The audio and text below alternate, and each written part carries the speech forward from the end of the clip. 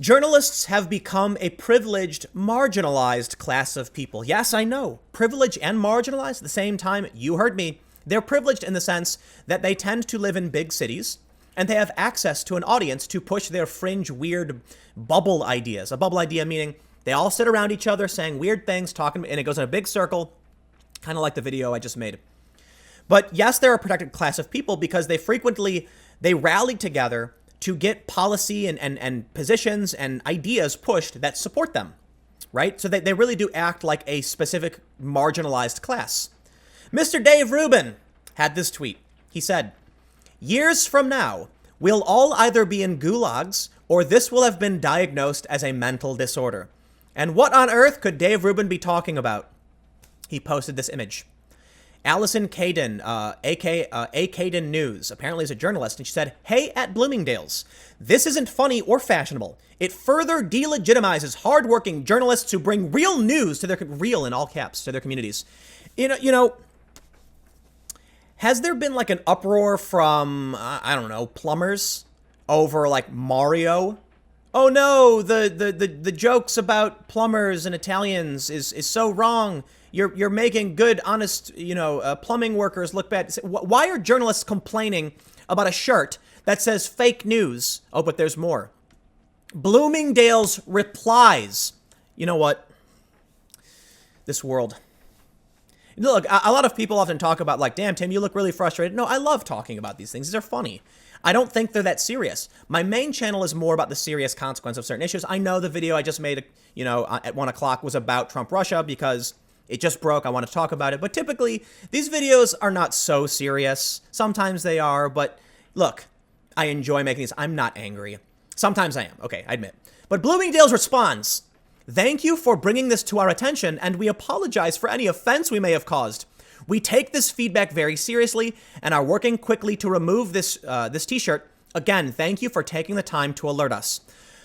Well, okay. Bloomingdale apologized. I still think it's silly. If you want, you know what I'm going to do? I'm going to make sure it say fake news. For all of you, I'm going to design that, have it up on my website. It's probably not going to be there now. I don't know if I'll actually do it. Maybe I will. I kind of want to just, have some, barbecue chicken or something. I don't want to think about this. But maybe. But anyway, the point is, okay. So one random verified journalist complained, and Bloomingdale's, they apologized. I don't think they should have. I think it's fine if you want to sell the shirt, but you know what? I can respect them trying to do what's right and not offend people. Oh, wait. They still offended people. It didn't matter. The journalist is still angry. This different journalist, Pamela Wood, tweets, "Hi, Bloomingdale's. Apologizing for any offense we may have caused is not a sincere apology." What? Literally is. They took the product down. That's the next story I have. That's the article about it. "This is not about journalists' hurt feelings. This is about damage done to our democracy when your brand joins in perpetuating and celebrating the idea of fake news. Please try again." What? They literally apologized. These people are insane. I'm getting angry. They're not going to like me when I'm angry because I make videos about them, about how I'm angry. But seriously, come on, man. You're a journalist. You're not a doctor, okay? When we have people at BuzzFeed writing about farts, I kid you not, what fart are you? Am I supposed to be upset that you made a t-shirt that poked fun? Look at this. The apology got ratioed hard. No, I'm sorry. When people make fun of doctors, I'll be like, well, doctors do save lives. Firefighters do save lives. Police do save lives. Fully recognizing that some police are bad. That some firefighters, well, actually, no, firefighters are pretty much all around great. My dad's a firefighter. I'm biased. But some doctors actually do things wrong. There are mistakes made. So the point is, mistakes are often made. People screw up. Not all police are good people. Not all, not all doctors are good people or EMTs. But all firefighters, all the time, always. I'm just kidding. The point is, why do we have to bend over backwards because these journalists are so damn offended that someone made a joke and sold a t-shirt that said fake news? A lot of people think it's funny. Now, admittedly, there is a story right now that I do want to point out. I don't know. Okay, I think I have it. Yes. We're going to give an honorable mention because I would be remiss if I didn't throw some shade over at the Trump supporter who attacked a BBC cameraman. But I also want to explain why it's not getting its full video before we jump back to the Bloomingdale thing. I have pulled a bunch of sources on what happened with this BBC cameraman getting shoved by a Trump supporter. But there are some issues as to why it's not going to get a full video. Is it wrong to attack a journalist? Hands down. Antifa does it all the time. I've been physically attacked several times by Antifa black bloc types. Apparently at a Trump rally, at the rally in El Paso, some guy shoved a BBC cameraman. But another Trump supporter pulled him off and pulled him away. So here we have a story where an individual did something wrong. A lot of people have been, pretty mean to these journalists. You're allowed to be mean. This guy attacked him. Unacceptable. My understanding is he was removed. But that's really about it. Okay, it's one of the, I think it may be the first time. I could be wrong. So absolutely wrong, deserves to be called out. There are serious issues with an escalation towards these journalists. Look, they have the free speech right to be bad people. We should call them out for being bad people. When they publish fake stories, we call them out, but never, never, never cross that line. Absolutely not. I certainly hope Trump supporters come out to condemn this man, because not only was he wrong to shove reporters to get in the pen and commit these acts against people, violating their rights, he's making y'all look bad. And yes, I believe it's fair to mention it was a Trump supporter who pulled him off. But anyway, there's not really much there beyond this, but I did want to make sure it came up because I am not just trying to cater one side. No, I want to make sure we point out things are done when things are wrong. However, journalists don't get to be a special class of people. You're just doing a job. But now Bloomingdales is apologizing and pulling an offensive t-shirt after it triggers journalists. In Fahrenheit 451, which I admittedly did not read, my understanding of that story is not that it was overt government censorship, but that it was society censoring each other in this exact way. Dude, get off your high horse. You write blogs about Brad Pitt's junk. You don't get to tell a store to stop selling a shirt because you think it's offensive. Legendary department store Bloomingdale's has been forced to apologize and pull a t-shirt with the words fake news emblazoned on it after the top triggered a number of journalists.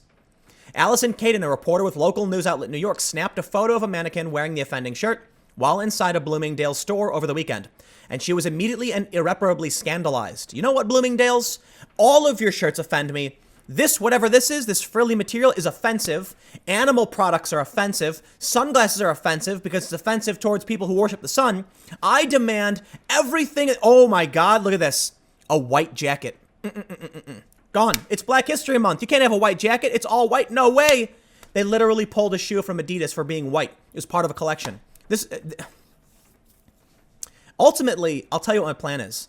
I'm going to get a shack somewhere up in the middle of nowhere in the mountains. I'm going to get a dog, and I'm going to just be self-sustainable living off the land. You know who did that? Dylan Ratigan. Do you guys remember Dylan Ratigan? He was with MSNBC. He's really famous for that rant about how both parties are full of it. Everyone cheered him on. And then he left to do sustainable farming. Bravo. I don't know what he's doing. Maybe I'm wrong, but I think that's the story. And hey, bravo. I'll be right there. I'll be right there with you, Mr. Ratigan. This is insane.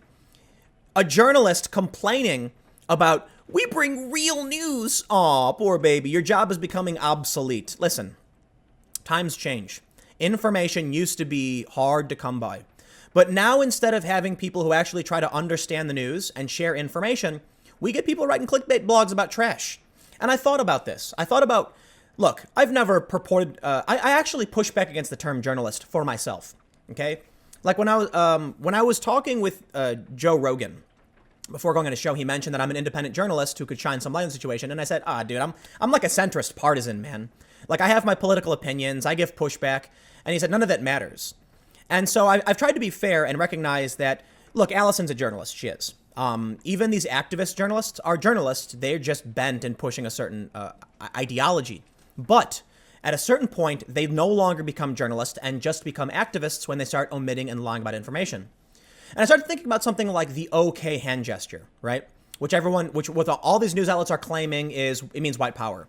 And I'm like, no, it doesn't. It literally doesn't and never did. Even today, it doesn't.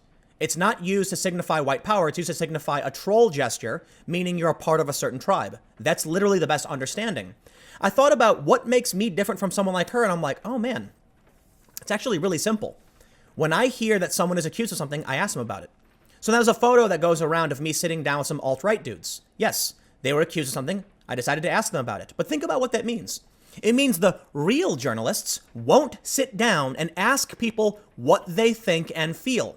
They just write what other people write. That is insane. 100% insane. So let me now throw a big, since we're on the subject of journalism, and I'm gonna rant, I'm ranting a little too long. Let me wrap this up by saying, Bloomingdale's pulled this because people are complaining. But I'll give one final shout out to Subverse, which, if you're not familiar, we launched the new channel. It's youtube.com/subversevideos. We're going to be producing content Monday through Thursdays for now.